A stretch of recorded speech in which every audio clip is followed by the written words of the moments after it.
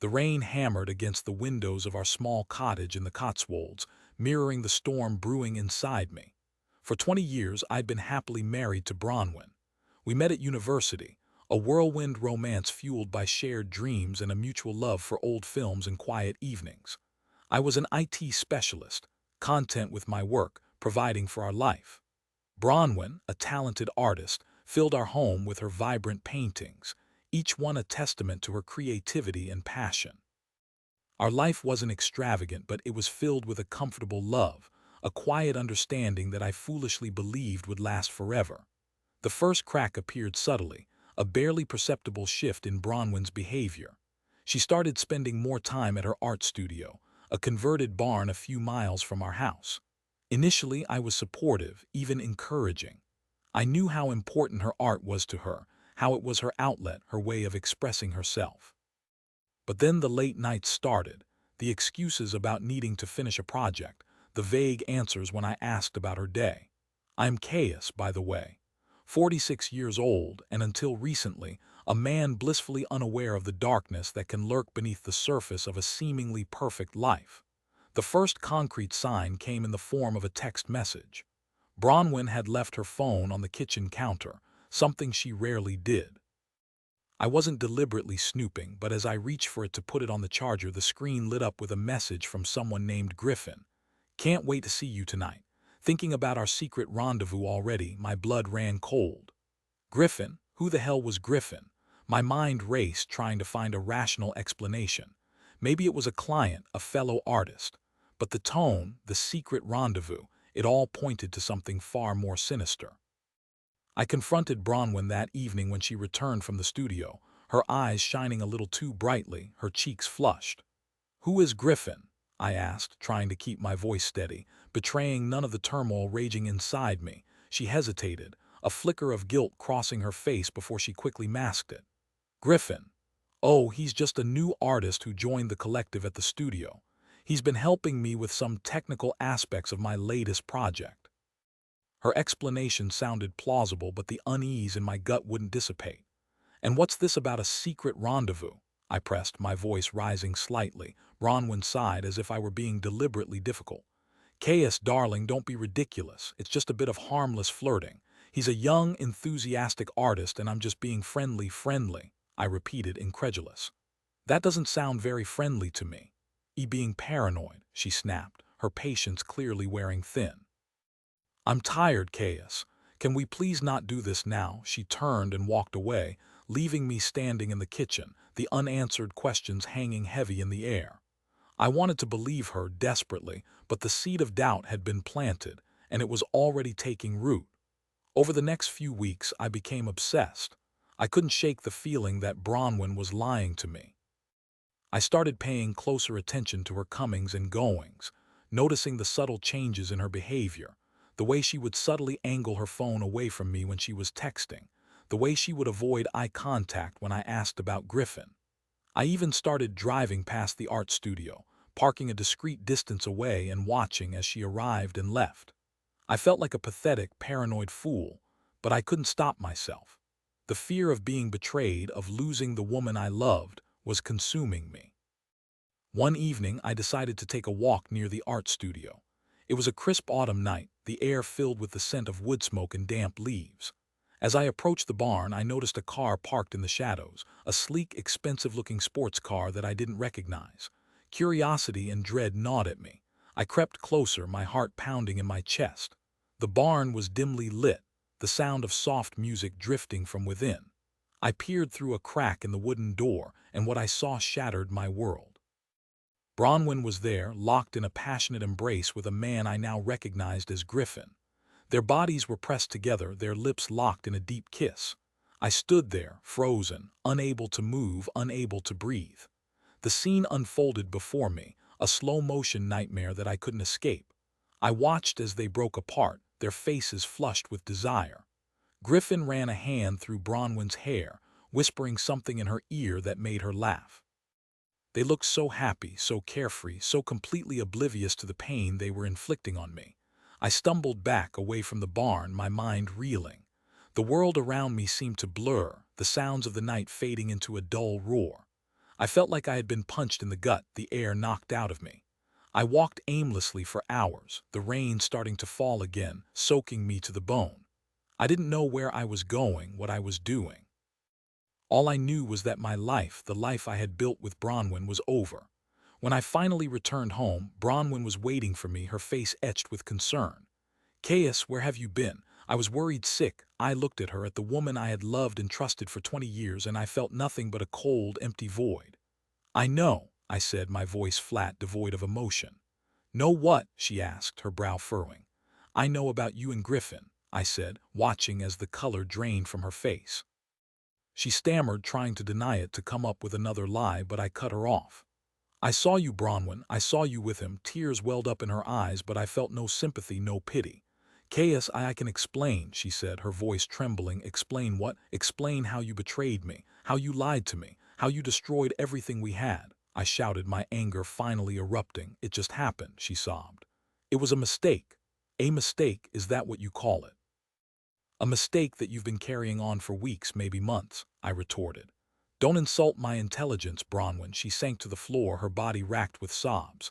"I'm so sorry, Caius. I didn't mean to hurt you, but you did hurt me," I said, my voice barely a whisper.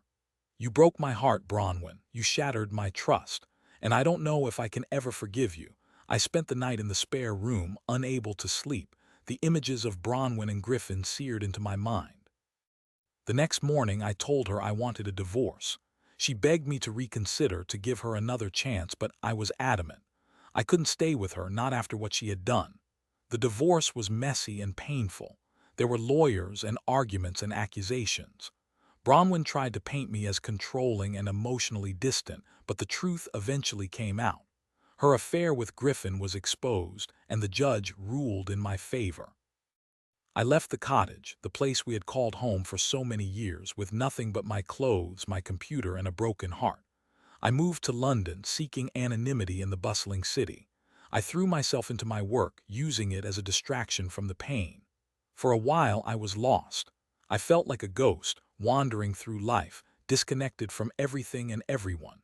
I couldn't understand how Bronwyn, the woman I had loved so deeply, could have been capable of such betrayal. I questioned everything I had ever believed in, everything I had ever thought I knew about love and relationships. Then, about 6 months after the divorce, I received a message from a mutual friend, Elara. She reached out to me, saying she had something to tell me about Bronwyn and Griffin. I hesitated to respond, not wanting to reopen old wounds, but curiosity got the better of me. We met for coffee in a small cafe in Covent Garden. Elara looked nervous, her eyes darting around the room as if she were afraid of being overheard. "I should have told you this sooner, Caius," she said, her voice barely above a whisper. "But I didn't want to get involved." "Involved in what?" I asked, my heart pounding. "Bronwyn and Griffin, their affair wasn't just a casual fling," Elara said. "It was planned. They were after your money." I stared at her, dumbfounded. "What are you talking about?" "Griffin is a con artist," Elara explained. "He targets wealthy women, seduces them, and then bleeds them dry. Bronwyn was in debt, Caius. She was struggling to keep her studio afloat, and Griffin promised her he could help. So she used me." I stammered, the realization hitting me like a physical blow. "I'm afraid so," Elara said, her eyes filled with sympathy. "Griffin convinced her that if she could get you to divorce her, she would be entitled to a significant portion of your assets. They planned the whole thing, Caius. The late nights at the studio, the secret rendezvous, it was all a charade. I felt a surge of anger, hotter and more intense than anything I had ever experienced before. I had been so blind, so naive. I had trusted Bronwyn implicitly, never suspecting that she was capable of such deceit. "But it gets worse," Elara continued. "Griffin didn't just want your money. He also wanted your house." "My house?" I repeated, confused. "Yes," Elara said. "He found out that your cottage was built on land that was potentially very valuable. There were rumors of mineral deposits beneath the surface, and Griffin believed that if he could get his hands on the property, he could make a fortune." I sat there in stunned silence, trying to process everything Elara had told me. Bronwyn hadn't just betrayed me. She had conspired to rob me of everything I had worked for. She had used my love and trust against me, all for the sake of money and greed. "What happened to them?" I asked, my voice barely audible. It didn't go according to plan, Elara said, a hint of satisfaction in her voice. After the divorce, Bronwyn realized that she wasn't going to get as much money as she had hoped. The judge saw through her lies and she ended up with very little. And Griffin, well, he's moved on to his next victim. He left Bronwyn high and dry, taking what little money she had left. I felt a strange mix of emotions. Relief that their plan had failed, anger at their betrayal, and a deep sense of sadness for the woman I had once loved. Bronwyn had thrown away everything for a fleeting chance at wealth, and in the end, she had lost everything. I decided I needed to see this for myself. I drove back to the Cotswolds, back to the cottage that held so many memories, both good and bad. I found Bronwyn living in the same art studio where she had carried out her affair, the barn now looking dilapidated and neglected. She looked older, worn down by life. Her face was lined, her eyes filled with a deep sadness. When she saw me, she gasped, her hand flying to her mouth. "Caius," she said, her voice trembling. "What are you doing here?" "I know everything, Bronwyn," I said, my voice calm but firm. "I know about Griffin, about the plan, about the money and the house." Tears streamed down her face. "I'm so sorry, Caius," she sobbed. "I made a terrible mistake. I was foolish and greedy, and I hurt you terribly. Can you ever forgive me?" I looked at her, at the woman who had once been the center of my world, and I realized that I didn't hate her. I felt pity for her, a deep sadness for the choices she had made. But I couldn't forgive her, not completely. The trust was gone, the love was dead. "I don't know, Bronwyn," I said, my voice soft. "Maybe someday, but not now." I turned and walked away, leaving her standing there in the rain, a broken and defeated woman. I returned to London, a changed man. The experience had hardened me, but it had also made me wiser. I had learned a valuable lesson about the dark side of human nature, about the importance of trust, and about the enduring power of forgiveness. I never saw Bronwyn again. I heard through mutual friends that she had moved away, seeking a fresh start. I hope she found some measure of peace, some way to atone for her mistakes. As for me, I eventually found love again, a quiet, unassuming woman named Lowenna who valued honesty and integrity above all else. We built a life together, a life based on mutual respect and unwavering trust. And though the scars of the past never completely faded, they served as a reminder of the importance of choosing wisely, of loving deeply, and of never taking anything for granted.